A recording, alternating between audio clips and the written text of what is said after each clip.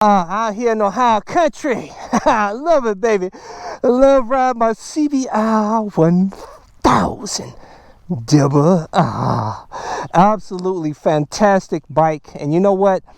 This is not an expensive bike, but it gives you all the fun, all the adrenaline rush you need out here on the street.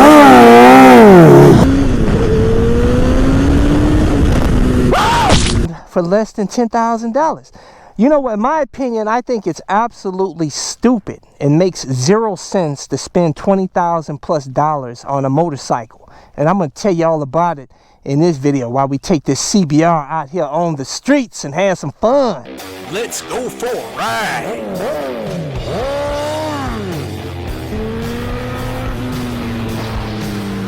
You are watching CycleCruza's all-in-one motorcycle channel. Subscribe today. Continue to leave video suggestions, but you may find what you're looking for by visiting my website at CycleCruza.com and click on the menu tab My Videos. And those are a bunch of playlists with all of my videos categorized in them to make it easier for you to navigate through. Make sure to click in my tether into my airbag vest here. Tell you, if you want to get one of these, help you stay safe out here on the streets, link in the description and comment section of this video along with my other gear. But I'll tell you guys, this bike here,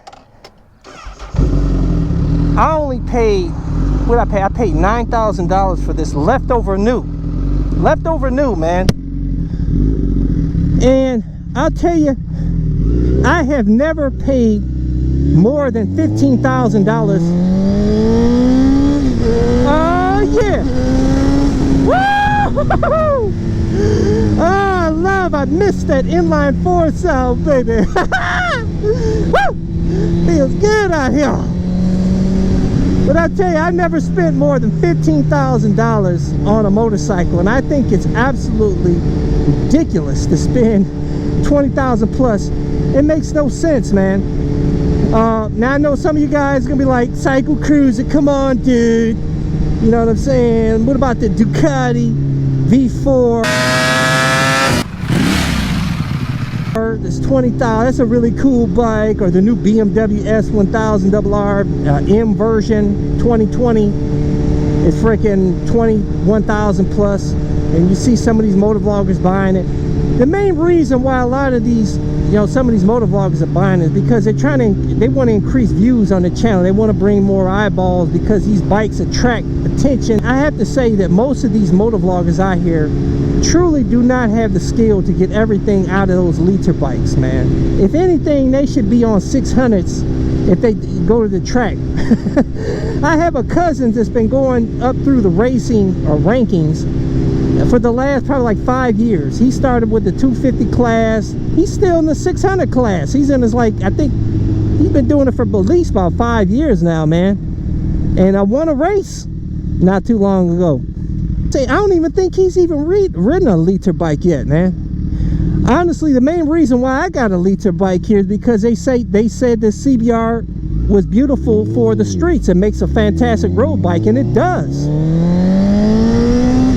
It's got nice, strong mid-range and smooth as butter. Just absolutely a fantastic road bike, man. I miss riding it. But I tell you, you will have the same fun, if not even more, on these older Japanese liter bikes that you can pick up for less than $10,000 than you will with these brand new bikes, man. I'm telling you, I bought my Praia Tuono, which retails, I think brand new, is like $19,000. You know what I'm saying? I waited a year and I picked up a low mile used one that's like brand new still for $13,000. You know, it's out the door. You know what I'm saying? And I will tell you guys, that bike, even though it's the only thing that makes it better than this bike, in my opinion, for out here on the street, is that it has higher bars. It has the same high foot pegs, I think even a bit worse than these, more racier than these foot pegs on the CBR, this 2012. Honestly, the mid-range doesn't feel all that much more powerful than my than this bike. The Tuono doesn't have that much more mid-range in this bike. It has the V4. Oh man! which is unique and I think it's cool. But in order for me to truly benefit from that V4 is I need to put a pipe on there, because it's just too dang quiet, man. And that's why I miss this bike, because I miss my hyper flow sound on this bike, man.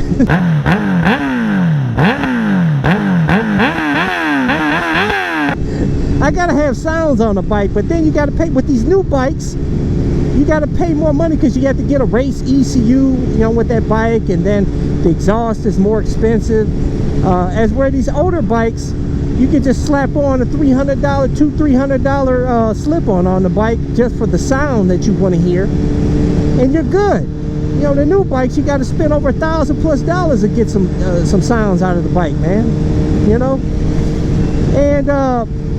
and like I said, yeah, the Harley Davidsons, they want $20,000+ for their bikes, and you're not getting any more fun out of a Harley Davidson than you would a Japanese cruiser. I don't really see that they are beautiful bikes. I'm not a Harley Davidson hater, but I've always felt that their bikes are at least $5,000 overpriced. You know, that Breakout that I was interested in should be selling for no more than $15,000 new. It shouldn't be $20,000, man.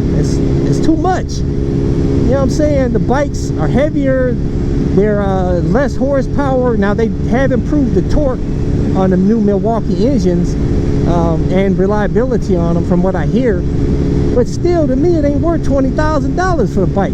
I don't think any motorcycle out there, any of them, I don't care, and none of them, old or new, is worth $20,000 plus. Like I said, I wouldn't spend any more than $15,000, and I felt crazy for spending $15,000 on that 1-year-old Ducati X Diablo that I bought a while back. In my opinion, the most fun per dollar bike that you can get, honestly, in my opinion, is a 450 Supermoto. You know, converting a 450 like I did my 2019 YZ450FX. 2019's got the latest tech where you can tune the maps with your smartphone. You can keep up with your maintenance on your smartphone. The bike rips like all hell. Oh shit! You know, doesn't have the EPA crap on it. Here in Ohio, it's easy to make street legal. As you guys saw, I did a full build series, which I'll include the video link in the description and comment section of this video. And that bike is the most fun bike I've had so far, man. I rip it out here on the streets, a little lightweight 260 pound, 65 pound Supermoto out here, flip around the wheelies almost in every gear at wheelies.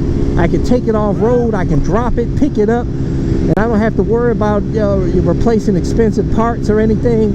And it's obviously not a bike that you can ride all the time. That's not a main bike. You know what I'm saying? That's my dessert bike, because that bike does require more maintenance. You have to do oil changes at least every 15 hours. You have to do I'm not doing any valve checks. Everybody says the Yamaha's dirt bikes, their valves don't move. So I'm gonna test it out and see.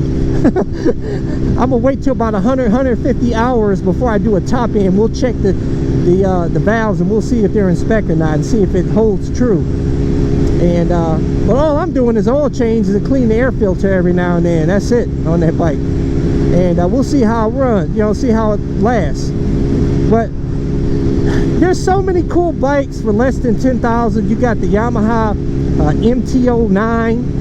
You have the MT-07. You have the you can even probably pick up the Yamaha MT-10 leftover new for less than $10,000. They got deals on that. They've got any of the Japanese bikes leftover new you can pick up for thousands cheaper, man. Like I say, there's so many sick bikes, $10,000 or less. It's really unnecessary to spend any more than 10 grand. You know what I'm saying? Let alone 20 grand. It's a waste, because you can only go so fast out here on the streets.